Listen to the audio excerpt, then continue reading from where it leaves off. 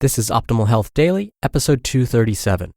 10 Things I Learned from My Second Marathon, Part 2, by Babauta of Zen Habits.net. And I'm Dr. Neil. Welcome back to Optimal Health Daily, or welcome for the first time if you're new here. This is the podcast where I act as your very own personal narrator and read to you from some of the most popular health and fitness blogs online, including Nerd Fitness, Ben Greenfield Fitness, Steve Pavlina, and many more. Remember, if there are any authors that you read from but would like narrated for you, come by and let us know. You can get in touch with us on our Facebook group. The shortcut link is oldpodcast.com/Facebook. Now, today's post is a continuation from yesterday. It's longer than usual, so I read the first half yesterday and will finish the rest today. So if you're skipping around, definitely check out yesterday's episode first so that today's reading makes more sense.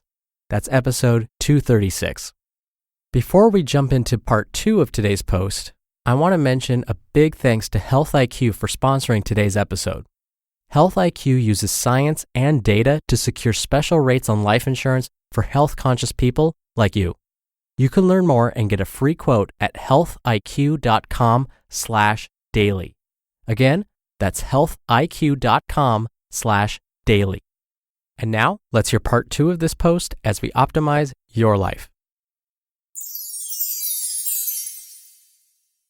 10 Things I Learned from My Second Marathon, Part 2, by Babauta of ZenHabits.net. 3. Extra weight also matters a lot. Probably the third most important factor for me that made a difference between my first marathon and this second one was my weight.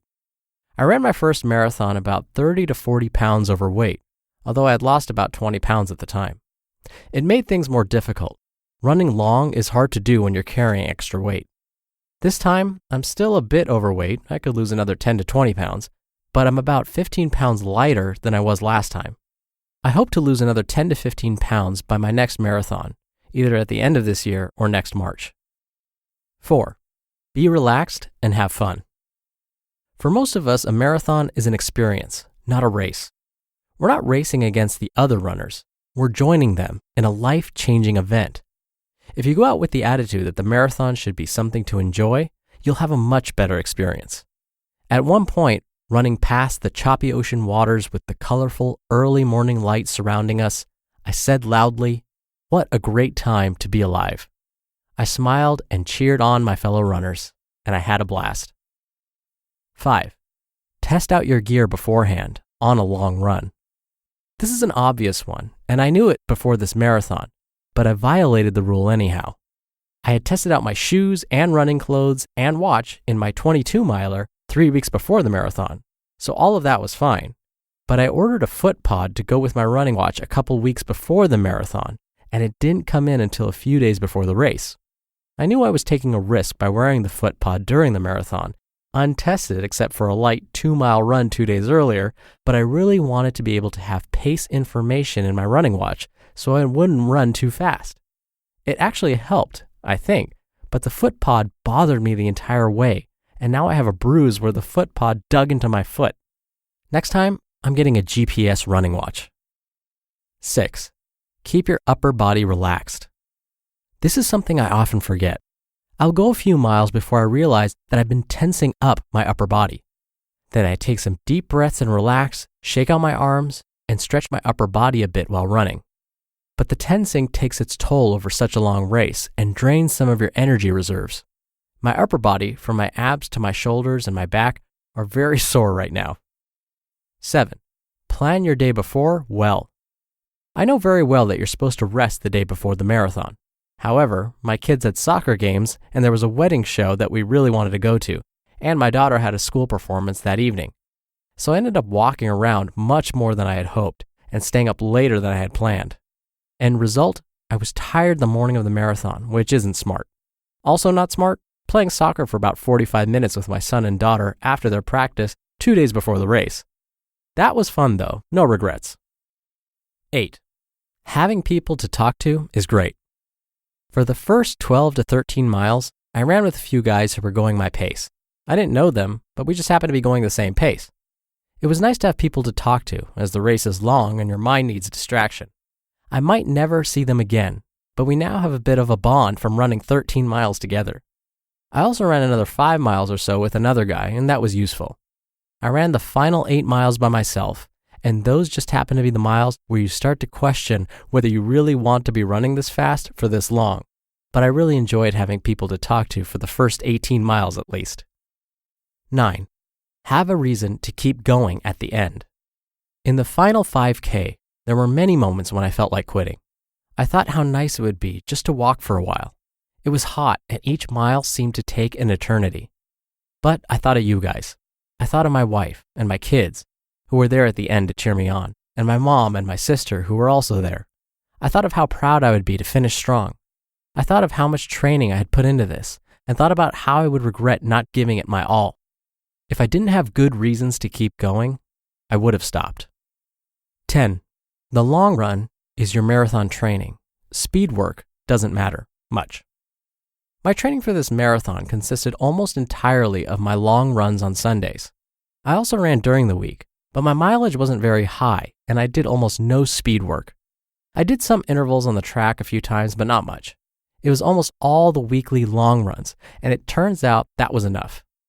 Sure, I probably could have run a little faster if I had done more mileage and more speed work, but I don't think it was necessary. Next time, I'll probably do more mileage and start training earlier. I just started in January, but I don't think I'll do speed work. You just listened to part 2 of the post titled 10 Things I Learned from My Second Marathon by Leo Babauta of ZenHabits.net.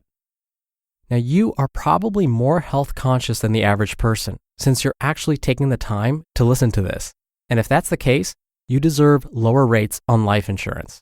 Health IQ uses science and data to secure special rates on life insurance for health-conscious people like runners, strength trainers, cyclists, and more, even vegans, listeners like you. We're all about the research here, and Health IQ is too. They checked the numbers.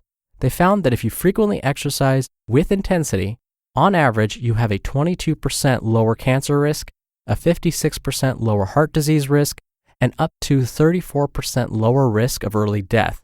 But even though you might be part of this group, it's common for life insurance companies to penalize you for family history, pre-existing conditions, and your BMI. Yet you don't get rewarded for being active either. That's where Health IQ comes in. They reward you with special rates on life insurance for being health conscious. You can learn more and get a free quote using our link, healthiq.com/daily. That's healthiq.com/daily. So like I said yesterday, even if you're not into long distance running or marathons, you could still use this advice for really anything else in your life. When we think about activities in general, if you're just starting to get more fit, he said in number 4, be relaxed and have fun. I've always stressed that it's so important to find activities that make you happy. It doesn't have to be jogging on a treadmill at the gym. But if you find activities that burn some calories and you're having fun at the same time, that's a win. He mentioned keeping his upper body relaxed when running. How important is proper gait and proper form when you're working out? So again, we can use the same information and apply it to really anything else. He mentioned having a reason to keep going, to keep pushing yourself. I'm sure there are those times when you're participating in an activity and you just want to quit, you just want to stop. But there's that moment when you remember something or someone that pushes you past that point and you keep going. You know, when you think of non-physical activity related things like going to work and working that extra 30 minutes of overtime to get the job done, or you're in school and you just can't wait to be done and you're thinking of quitting because what's the point? You're so stressed. But you remember, this is going to make a difference for me in the end. You remember that person who encouraged you to go to school. All of those things make a huge difference and then get you past that point when you're ready to quit. All right, that's it from me today. I hope you're having a great week, and I'll see you on tomorrow's show where your optimal life awaits. Hello, Life Optimizer. This is Justin Malik, creator and producer of this show and Optimal Living Daily, the brother podcast of this one. Literally, I'm Dr. Neil's brother. If you like the format of this show, you'll love Optimal Living Daily too, where I also read to you from blogs, but cover other topics like personal development, finance, and minimalism from bloggers like Derek Sivers, The Minimalists, Zen Habits, and many more. So for more amazing content read to you for free, come subscribe to Optimal Living Daily too, and together we'll optimize your life. You've been listening to Optimal Health Daily. Be sure to hit the subscribe button to stay up to date on each new episode, and head to oldpodcast.com. That's oldpodcast.com for a free gift, as well as more actionable tips and resources to help you maximize your potential. Thanks for joining us, and remember, your optimal life awaits.